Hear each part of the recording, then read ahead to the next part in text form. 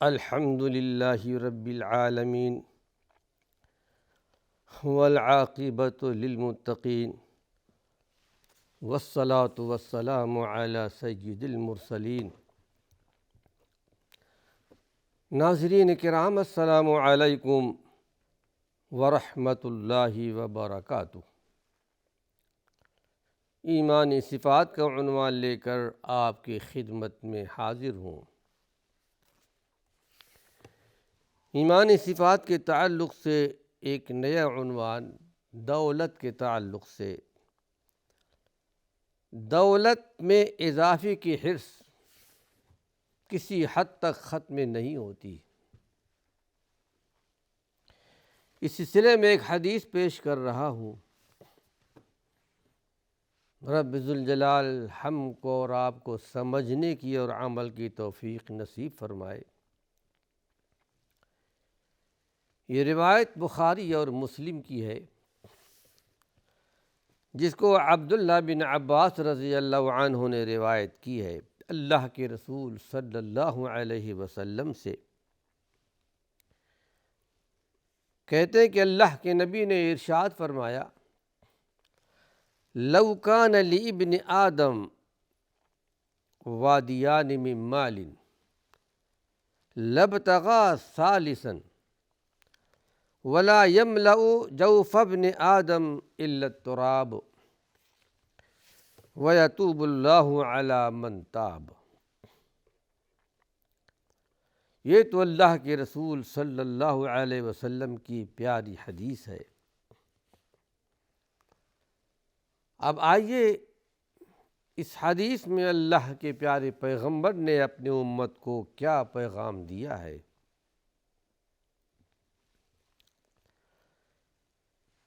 کہتے ہیں کہ اللہ کے نبی صلی اللہ علیہ وسلم نے ارشاد فرمایا کہ اگر بنی آدم کے لیے مال و دولت کے دو وادیاں ہوں، دو گھاٹیاں ہوں، اتنی دولت ہو، لابتغى ثالثا،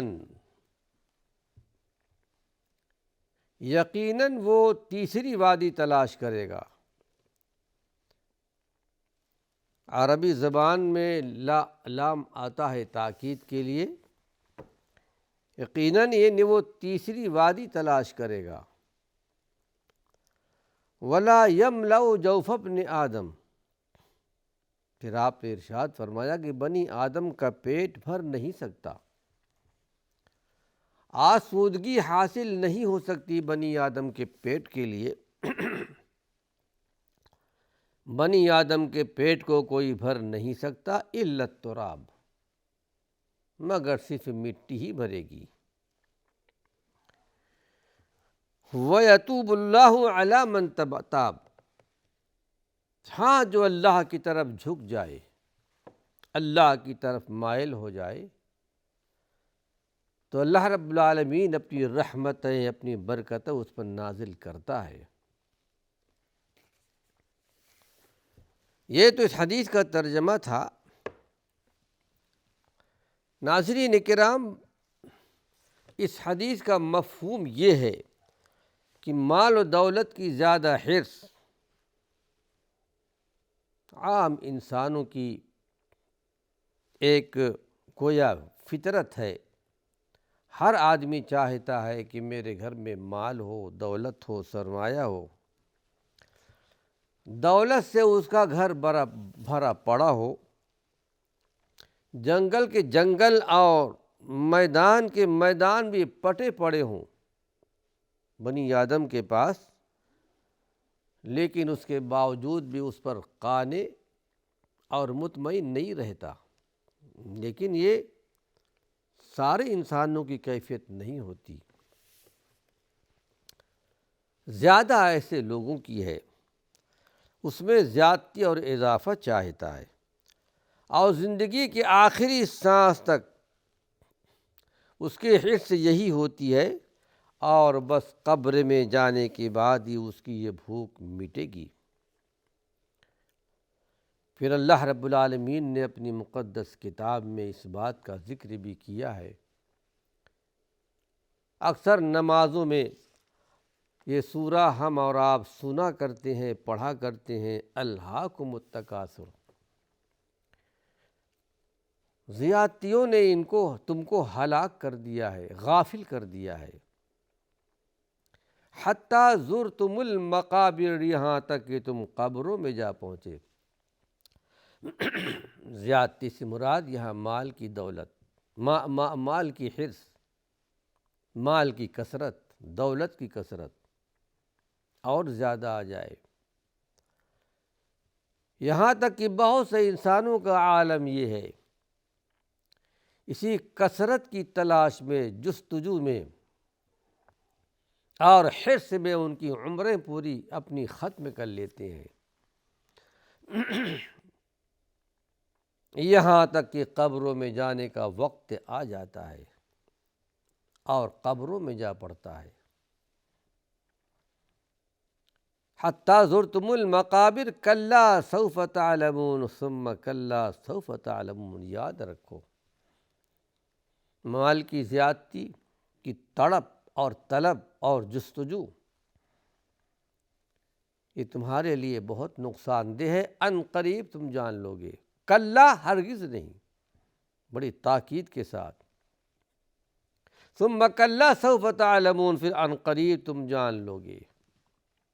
مفسرین نے لکھا ہے کہ 2 مرتبہ جو اعادہ کیا گیا ہے، کلا سوف تعلمون ثم کلا سوف تعلمون، ان قریب تم جان لو گے، جب موت کا پیغام تمہارے دروازے پر آئے گا،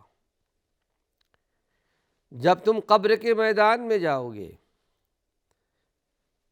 اور پھر ثم کلا سوف تعلمون، اور کل جب حشر کا میدان، قیامت کا میدان قائم ہوگا،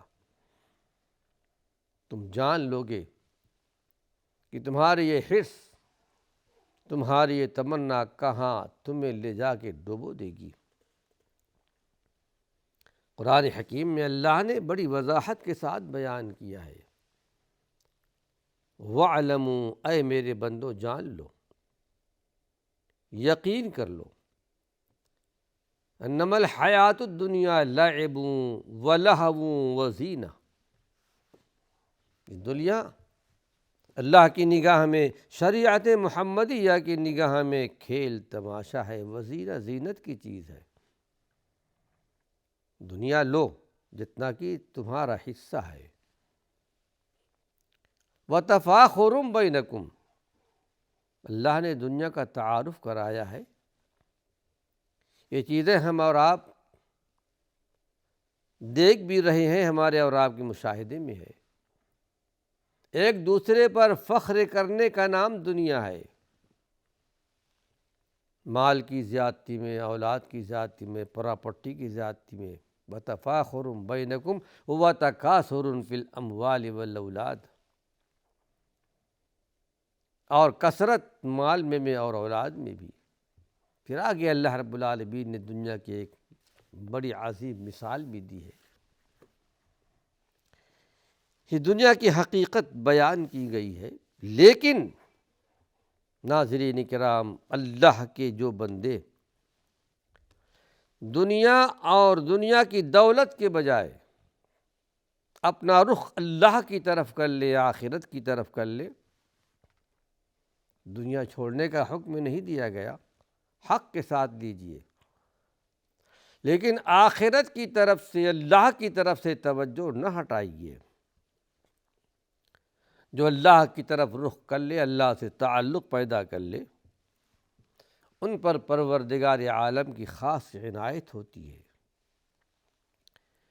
اور اللہ رب العالمین ان کو دنیا ہی میں اطمینان قلب اور غنائے نفس عطا فرماتا ہے، سکون پیدا ہو، ان کے دلوں میں سکون ہوتا ہے، غنائے نفس پیدا ہوتا ہے۔ غنائے نفس سے مراد کیا ہے؟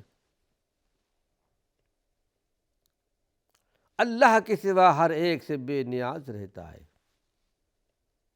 کسی کے مال پر اس کی نگاہ نہیں پڑتی، کسی کی دولت پر نگاہ نہیں جاتی، جو بھی اللہ نے دیا ہے، اور آگے آپ انشاءاللہ سنیں گے ایک مومن کی شان کیا ہے، مومن کا مقام کیا ہے، اس کی زندگی کیا ہے، یہ ایمانی صفات کن کے اندر ہے، ان پر اللہ رب العالمین کی خاص عنایت ہوتی ہے، اور ان کو اللہ رب العالمین دنیا میں اطمینان قلب عطا فرماتا ہے، غنی عطا فرماتا ہے، پھر اس دنیا میں بھی ان کی زندگی بڑے مزے کی ہے، بڑے سکون کی گزرتی ہے۔ جو کچھ اللہ نے دیا ہے صابر و شاکر ہے، اے اللہ تیرا شکر ہے۔ مالداری حقیقت میں مال سے نہیں ہوتی، حدیث شریف میں آتا ہے کہ الغنا غنى النفس، اصل مالداری تو نفس کی مالداری ہے۔ جو اللہ نے دیا ہے، اللہ نے بخشا ہے، عطا کیا ہے، اس پر صابر ہے، قانع ہے۔ اے اللہ تیرا شکر ہے جو کچھ تو نے ہمیں دیا ہے۔ غالباً علی رضی اللہ عنہ کا ایک شعر ہے، عربی زبان میں، وہ شاعر بھی تھے، اللہ نے ان کو بہت بڑا درجہ، بہت بڑا مقام دیا ہے دین اسلام میں۔ کہتے ہیں لیس الغنی هو الغنی بمالہ، مالداری حقیقت میں مال سے مالداری نہیں ہوتی، انما الغنی هو الغنی بقلبہ، مالداری تو اصل دل کی مالداری ہے، دل میں وسعت ہو۔ اللہ سے دعا ہے پروردگار عالم خالق کائنات ہمیں یہ سمجھنے کی، عمل کی توفیق نصیب فرمائے۔ حقیقت میں دولت کے اضافے کی حرص بندے کی ختم نہیں ہوتی، مگر اللہ کے نیک بندوں میں ایسے بھی ہیں جن کی یہ صفت نہیں ہوتی، ان کی نگاہیں آخرت پر ہوتی ہیں۔ اس سلسلے میں ایک حدیث اور آپ کے سامنے پیش کر رہا ہوں۔ آخرت کا طالب آخرت کا قلب مطمئن رہتا ہے، ایک نئے عنوان کے ساتھ، مومن کا قلب جو طالب آخرت ہو اس کا دل مطمئن رہتا ہے، اور جو طالب دنیا ہو، صرف دنیا کا طلبگار ہو آخرت کو چھوڑ کر، اس کا دل پراگندہ رہتا ہے، اس کا دل غیر مطمئن ہوتا ہے، اس کو دنیا میں حقیقی سکون نہیں ملتا، ایک حقیقی سکون جو پروردگار عالم خالق کائنات ایک مرد مومن کو عطا کرتا ہے، مومنہ عورت کو عطا کرتا ہے۔ آج ایک حدیث آپ کو سنا رہا ہوں اس سلسلے میں۔ انس رضی اللہ عنہ آپ کے خادم خاص کہتے ہیں کہ ان النبی صلی اللہ علیہ وسلم قال، اللہ کے نبی صلی اللہ علیہ وسلم نے ارشاد فرمایا، من کانت نیتہ طلب الآخرہ، جس کی نیت آخرت کے طلب میں ہو، آخرت چاہتا ہو، اللہ رب العالمین کی رضا چاہتا ہو، اللہ کی محبت چاہتا ہو، طلب آخرت کی ہے اور نیت ہی ہونی بھی چاہیے، جعل اللہ غناءہ فی قلبہ، پروردگار عالم خالق کائنات اس کے دل کو غنا سے، قلبی اطمینان سے بھر دیتا ہے، اور پھر وہ مخلوق کے سامنے اپنی محتاجگی کا اظہار بھی نہیں کرتا، جو مانگتا ہے اللہ ہی سے مانگتا ہے، اللہ ہی پر بھروسہ رکھتا ہے، اللہ ہی پر تکیہ رکھتا ہے کہ مجھے جو کچھ ملے گا وہیں سے ملے گا۔ ایسے ایک نہیں، بہت سے واقعات صحابہ کی زندگی میں، تابعین کی زندگی میں، محدثین کی زندگی میں، اللہ والوں کی زندگی میں ایسے بہت سی مثالیں آپ کو مل سکتی ہیں۔ تو فرمایا کہ جو آخرت کا طالب ہو، پروردگار عالم اس کے دل میں غنا بھر دیتا ہے، کسی دوسرے پر بھروسہ نہیں کرتا،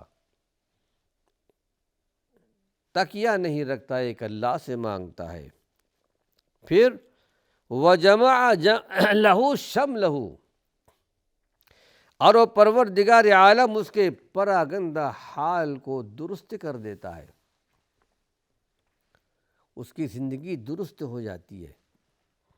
یہ بات اور ہے کہ اللہ کی طرف سے دنیا میں آزمائش ہو، امتحان لیتا ہے، اور امتحان بھی خالق کائنات ایمان کے لحاظ سے لیتا ہے۔ جس قدر ایمان، جس کا جتنا ہی اچھا ایمان ہوگا، اسی قدر پروردگار عالم اس کا امتحان بھی لیتا ہے۔ اور پھر انبیاء علیہم السلام کا ایمان، ان کا مقابلہ کون کر سکتا ہے ان کے ایمان کا؟ اور پھر جتنا امتحان پروردگار عالم انبیاء علیہم السلام کا لیا ہے، اتنا امتحان اللہ نے کسی کا نہیں لیا، لیکن امتحان میں اللہ نے ان کو کامیاب بھی کیا۔ پھر یہ کہ وہ پروردگار عالم ان کے لیے کچھ نشانیاں پیدا کرتا تھا، نشانیاں دکھاتا تھا، مشاہدات دیکھ کر، نشانیاں دیکھ کر انہیں یقین کامل ہوتا تھا، پھر بڑے بڑے مصائب جھیل لیا کرتے تھے۔ انبیاء علیہ السلام کی زندگی اٹھا کر کے آپ دیکھیے، اسی طرح ہر ایک کے ایمان کے لحاظ سے خالق کائنات اس کا امتحان لیتا ہے۔